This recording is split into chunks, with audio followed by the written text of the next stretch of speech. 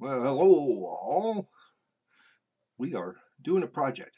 We are going to make a black powder measure of a piece of deer antler. Hang around. Let's do this.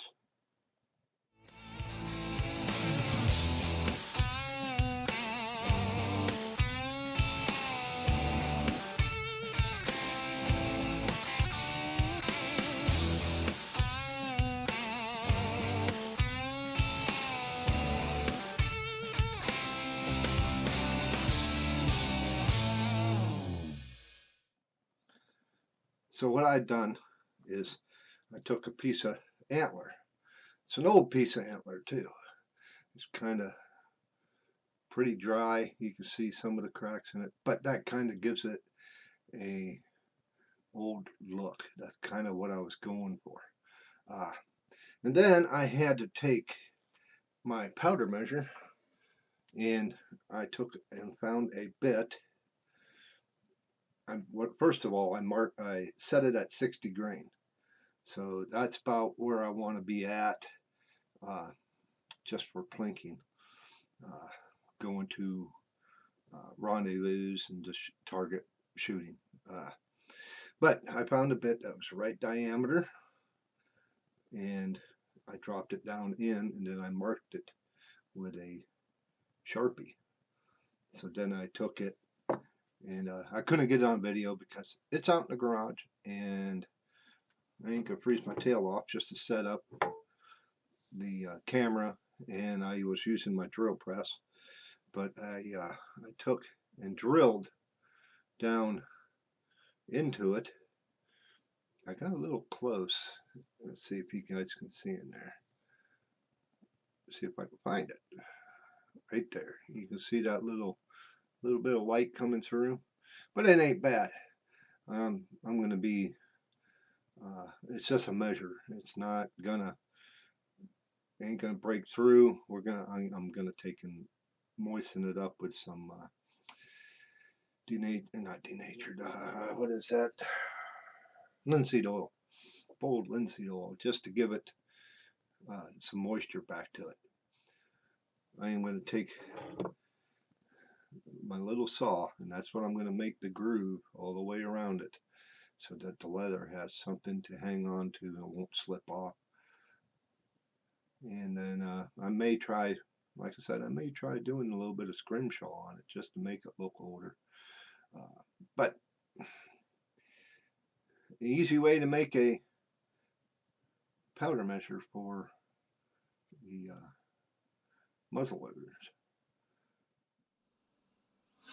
Hey, next thing I want to do is take the file, and I want to round off the edge because it's sharp from cutting it, just to give it a smooth feel. And then we'll get into making the groove all the way around. So I'm just going to take and just lightly round off the edge.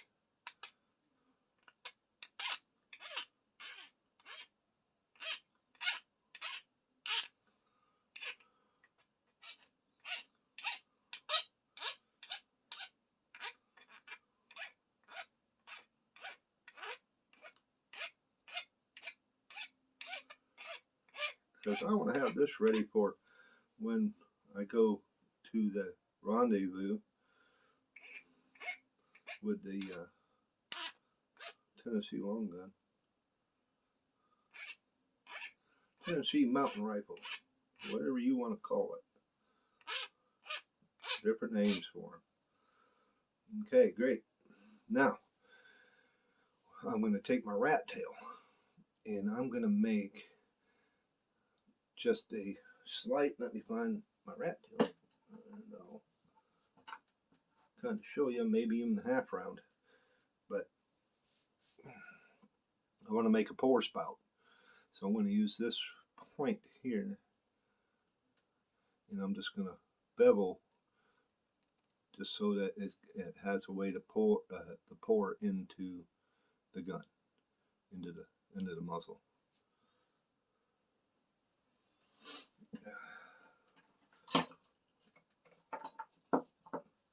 need to go to the rat tail. Well, that's just a half round ain't doing it.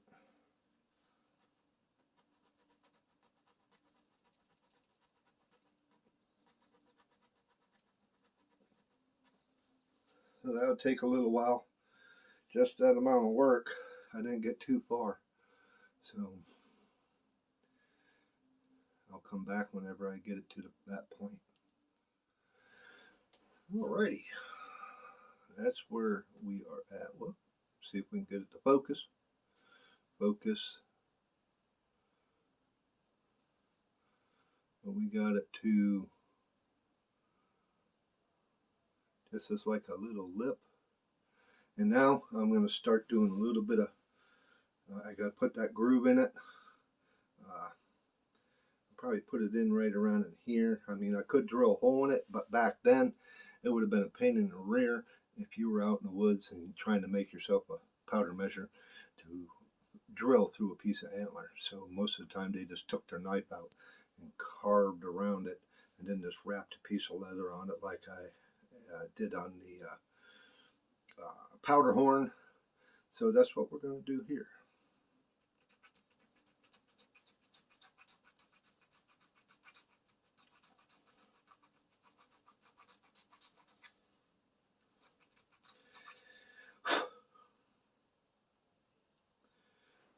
Well, that took a while, but I got her all the way around. She's not the prettiest, but hey, it serves its function. I might try to get a little bit deeper just to make sure the leather will not slip. And I will also probably wet the leather down just so once I get it tied on, it will shrink, dry and shrink into a spot. So, but that's that there. Yeah, the scrimshaw work is going to be a pain, but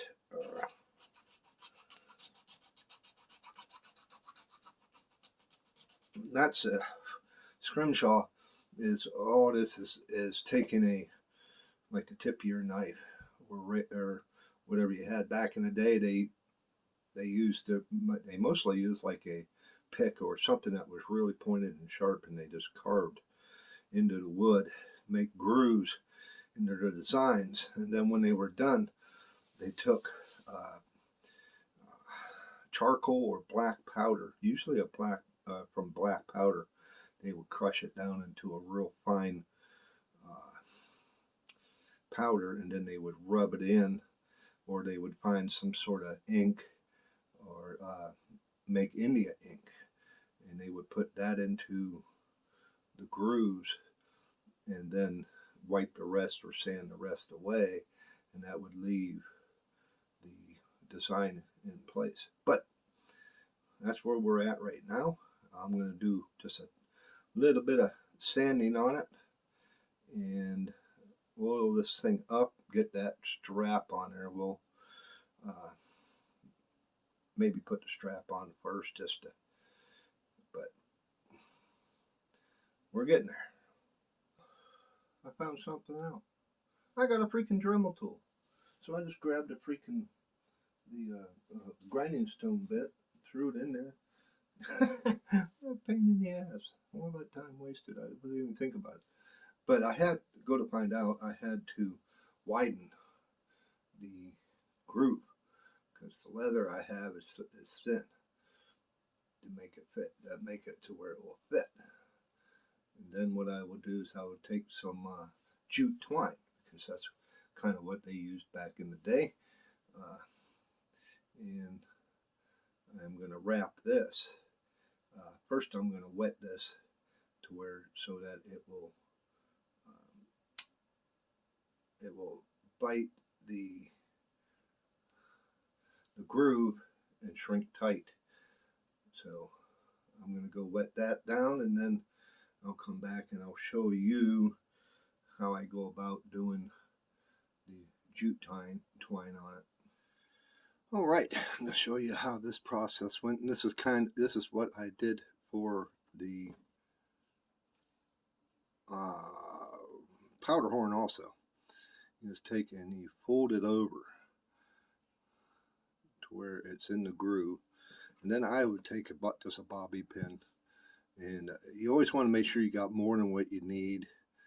So, because I'll be just trimming off a little bit here, but I take the bobby pin and wedge it down on there. So now that holds the leather, so I don't have to fight with it. And then you take your jute twine and you make a loop like so. Make it longer than what you need. Kind of hard to do with my hands in the way, but I'm sorry. You want the tag end to be sticking out a ways, okay? And then you need to make, what you need to do is you need to loop it around the leather and bring it through itself, which this is going to be very difficult to accomplish.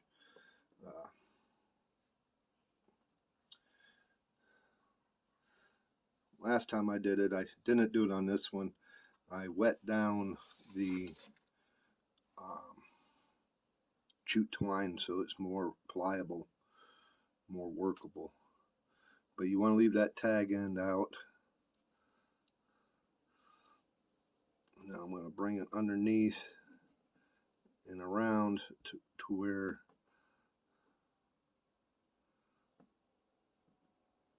I can stick this tag end through the loop and draw it down tight.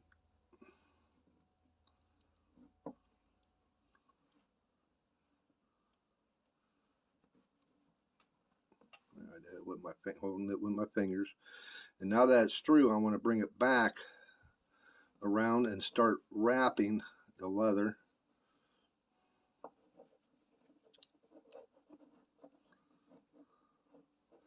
Make sure this tag end is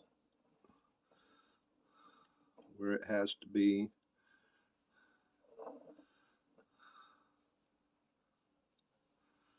I am just going to wrap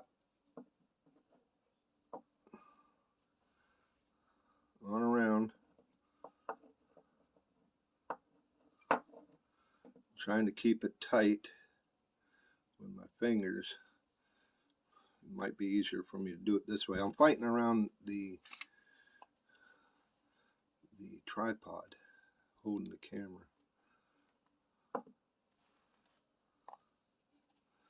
And the leather hanging out there too.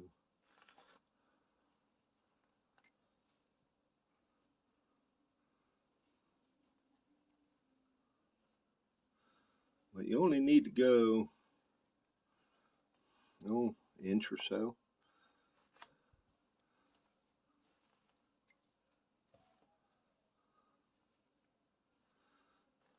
Let me see what we're looking like. See how I'm wrapping it? How it looks like it's wound. So I'm keeping it tight. And now, that's where I want to stop at. So I'm going to take this tag in, feed it through the loop. Bring it up tight. Try and pinch this again with this hand. And now take this tag end that you made and pull the loop in that tag end. What it will do is it'll pull it up underneath the wraps that you just made. You always work it by hand. Try to get it to where it goes through. It gets up under there. You can always pull this tag to suck up some of the slack. But just keep pulling until you pull that up underneath. About halfway maybe.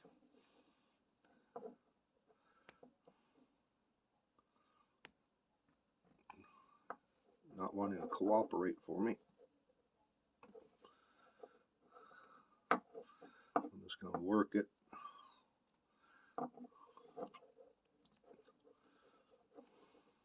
think I got it up up under there.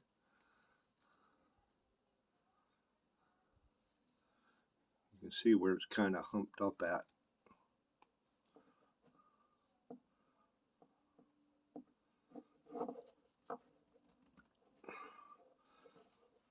But that will pull, that'll tighten up your wrap.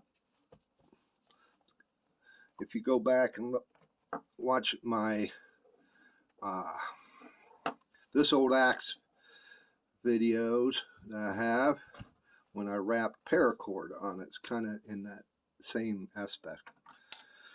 Okay, so now I am going to suck this down tight against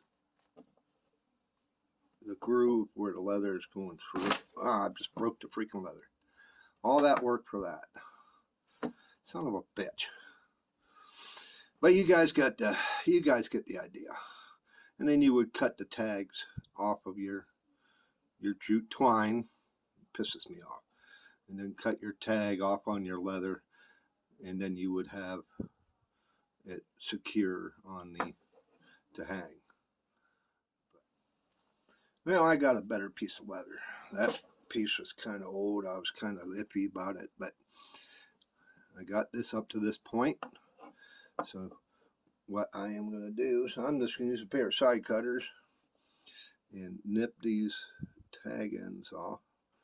I pulled it as tight as I could and got it tight to the antler. And then what you can do is, like I said, what they would probably have done back then is they would probably got some sort of, they would probably have used deer tenon, some sort of animal tenons, and used that for cordage, wrapped it around it, while it was wet, tied it off tight, and let it harden. But if they used jute twine, probably would have took some sort of sap and rubbed it into the jute twine, and that would have made it hard, kind of like a ferrule. You could always take just to, so if that does, and it doesn't want to slip, you can always put a bead on the end of the tag, but I'm not. But I'm going to leave this tag the way it is. It kind of matches the powder horn. Okay, so now what I'm going to do is I'm going to do just a little bit of sanding and oiling, just to give this some moisture to it, because this is an antler that has been sitting out for a long time. As you can see all the cracking in it, but that gives it that old style look. And just as to keep yourself as a reminder for what the powder charge is, you can always take and carve. Say you use this here is a 60 grain charge. Just carve a number 6 in it. All right, I took the sandpaper to it, and just to smooth out the surface, get some of the roughness off. So now, I'll set this down. What I'm going to do is I'm going to take some old linseed oil. Let's see if I can get this thing open. I need a object to open it. And let's put some, I'm just using a paper towel. Let's rub it in. See, it's going to change the color, which it will, but that's okay by me, as long as it don't look too bad. Where this is just soaking it up. You can see.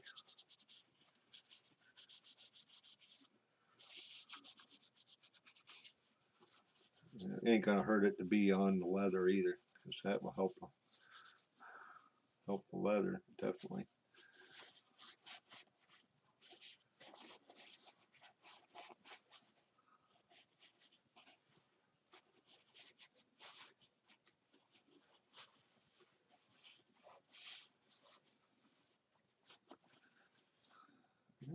Don't look bad at all.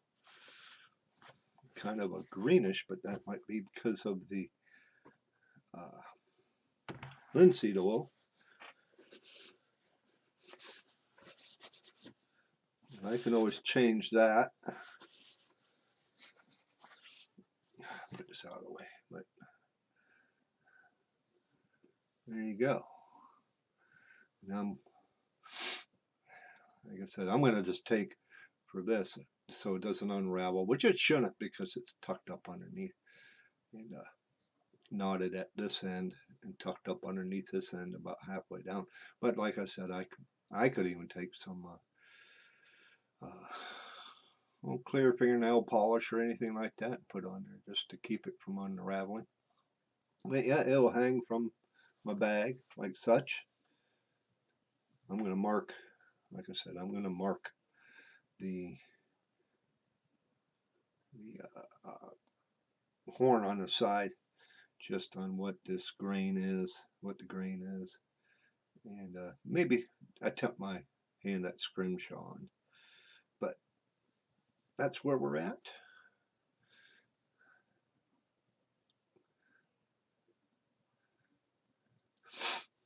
I kind of like it. Okay, cool. So that's a nice little short video. If you like what you see, go ahead and click the subscription button. It's right down there. Mash the bell notification beside it. That'll let you know whenever I post a new video. Go ahead and leave a comment. I'd like to hear from you. I try to reply to all comments, as long as you ask a question. If you don't ask a question, you'll get a thumbs up. But as always, give me a thumbs up and not the finger. And we'll see you out there. Bye.